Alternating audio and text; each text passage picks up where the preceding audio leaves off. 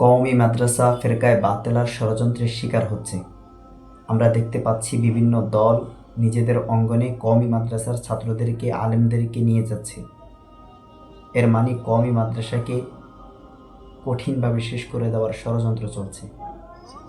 এই সময় কওমি মাদ্রাসার করণীয় কী, এ বিষয়ে দু চারটি কথা আলোচনা করব। মা তৌফিক ইল্লা বিল্লাহ।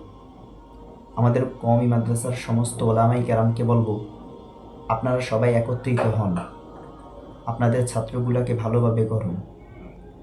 যারা দাওরায় ফারেক হয়ে যায় তাদের খোঁজ রাখুন, কারণ অনেক কওমি ছাত্র ফারেক হওয়ার পরে আর কওমি মাদ্রাসার উস্তাদরা তাদের খোঁজ রাখে না, যার কারণে এরা একটা সময় ধ্বংস হয়ে যায়। আমাদের হাতে বিশাল একটি শক্তি আছে।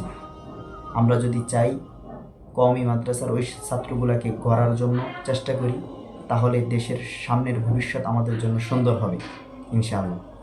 2 নাম্বার, ফেরকায়ে বাতেলা সম্পর্কে প্রত্যেক মাদ্রাসায় তাইসির থেকে দাওরা, যে মাদ্রাসাগুলোতে ইফতা বিভাগ আছে, আদব বিভাগ আছে, তাফসির বিভাগ আছে, এই বিভাগগুলো সমস্ত ছাত্রদেরকে সামনে রেখে একজন উস্তাদের নিগরানিতে ফেরকায়ে বাতেলা সম্পর্কে আলোচনা করা হোক।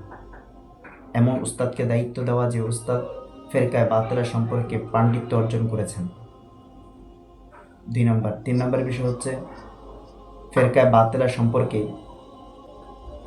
প্রত্যেক নামাজের পর হোক কিংবা আসরের নামাজের পরে হোক 10 মিনিট আলোচনা করা, আমাদের আকাবিরদের ঘটনা বর্ণনা করা, ফেরকায়ে বাতেলার উপর কিছু বই পড়া, এবং এটার পরে ওই পাণ্ডিত্য অর্জন করা ওস্তাদ সমাধান দিবেন, আলোচনা করবেন, কি বুঝাচ্ছে ওই বইয়ের মধ্যে তা বুঝিয়ে দিবেন।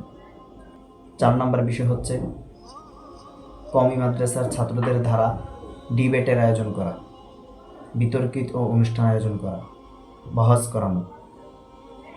একদল ফেরকায়ে বাতেলার পক্ষে থাকবে, একদল ফেরকায়ে বাতেলার বিরুদ্ধে থাকবে। অবশ্যই ফেরকায়ে বাতেলার পক্ষে যে লোকটা থাকবে তারাও যেন সহি সামজ থাকে, সহি বুঝ থাকে, কিতাব বুঝার যোগ্যতা থাকে। যদি আপনি ডিবেটে হারানোর জন্য ওই দলের মধ্যে দুর্বল ছাত্র দেন, প্রত্যেকের মধ্যেই জিতার একটা কি আছে, মনোভাব আছে, এরা ফেরকায়ে বাতেলা সম্পর্কে বেশি পড়াশোনা করতে গেলে আবার ভুল বুঝবে। এজন্য যাদের ইলম বেশি, যারা ভালো বুঝ শক্তি আছে, তাদেরকে আপনি ফেরকায়ে বাতেলা সম্পর্কে পড়াশোনা করার উৎসাহ দিন।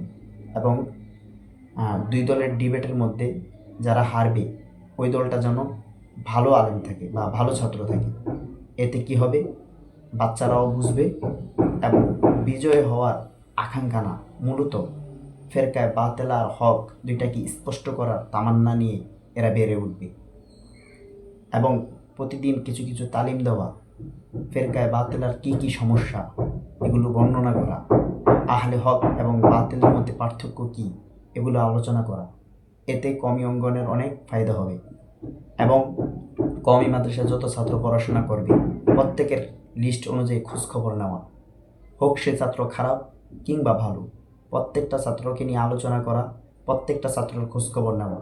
প্রতিটি মাদ্রাসা এগুলো লিপিবদ্ধ করে রাখবে, কয়জন ছাত্র আসলো, কয়জন ছাত্র গেল, কারা গেল, কোথায় গেল, কি করতেছে এখন, এগুলো খোঁজখবর নেওয়ার জন্য কওমি মাদ্রাসায় একজন ব্যক্তিকে নির্ধারণ করে নেওয়া, একজন দায়িত্বশীল দিয়ে দেওয়া।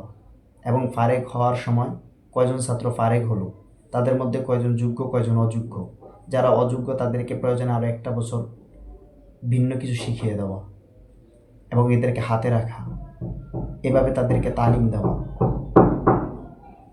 এইভাবে যদি আমরা এগিয়ে যেতে পারি তাহলে সামনে একটা সুন্দর ভবিষ্যৎ আমাদের আশা করা যায়।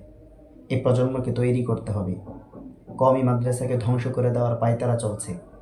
এখন এই কওমি মাদ্রাসাকে ধ্বংসের হাত থেকে বাঁচানোর জন্য এখনই সময়। সমস্ত ওলামায়ে কেরাম হাতে হাত রাখতে হবে, সমস্ত ওলামায়ে কেরাম একত্রিত হতে হবে। কওমি মাদ্রাসার প্রত্যেকটা ছাত্র থেকে শুরু করে উস্তাদগণ, প্রত্যেক আলেম এক ও অভিন্ন হয়ে কাজ করতে হবে। তাহলে এই অঙ্গন টিকানো সম্ভব, অন্যথায় অচিরেই এই অঙ্গন ধ্বংস হয়ে যাবে।